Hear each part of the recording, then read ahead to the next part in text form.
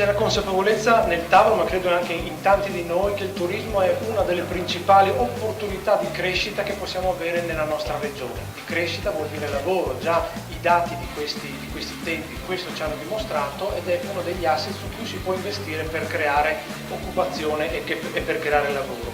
C'è sempre la consapevolezza che abbiamo la fortuna di vivere in una regione in cui si può vivere qualunque forma di turismo, da quelli di massa, se vogliamo così, a quelli specifici, culturali, cittadini, della nostra natura e quant'altro. Quindi questa è un'occasione straordinaria che non tutti quanti possono vantare. Però ci si rende anche conto che non sempre c'è una sufficiente consapevolezza, soprattutto magari negli operatori economici, che questo è un nuovo asset su cui si può investire, e su questo probabilmente il compito nostro è anche quello attraverso i nostri strumenti. Abbiamo una struttura a questo dedicata, Promoturismo FVG, è uno dei compiti che possiamo avere, come dire, per rafforzare la consapevolezza, per far comprendere che può essere un'occasione di sviluppo. È un'opportunità sia per i nostri territori che per il mondo economico.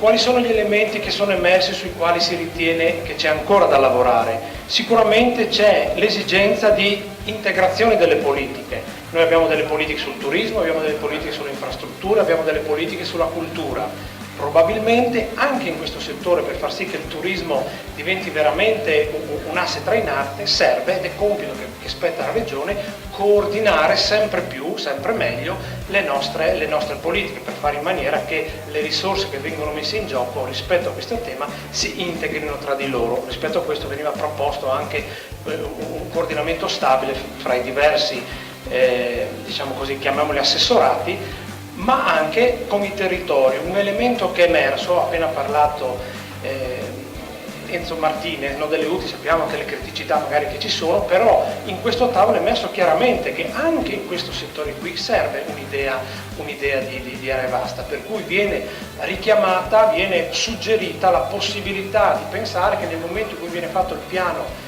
per il prossimo quadriennio del turismo vengano coinvolti con un ruolo anche le unioni territoriali, anche le UTI, attribuendo in maniera coerente, dove è corretto che venga attribuito, anche un compito a loro. Elementi che si è ritenuto vadano sostenuti. Assolutamente la qualità.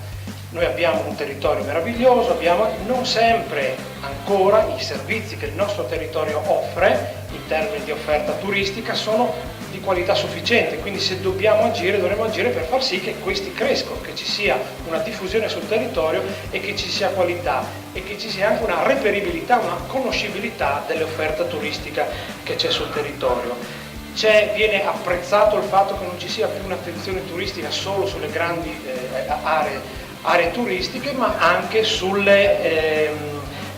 nostri territori, quindi la diversificazione per quanto riguarda il turismo, accompagnata a una forma di formazione, scusate gioco di parole, dei nostri operatori. Un impegno anche per noi stessi che stavamo sul tavolo, non sempre conoscevamo gli strumenti che la nostra regione mette in campo, per cui si ritiene che ci possa essere anche un momento di partecipazione, di conoscenza attraverso un forum turistico da sviluppare all'interno del Partito Democratico. Bene, grazie.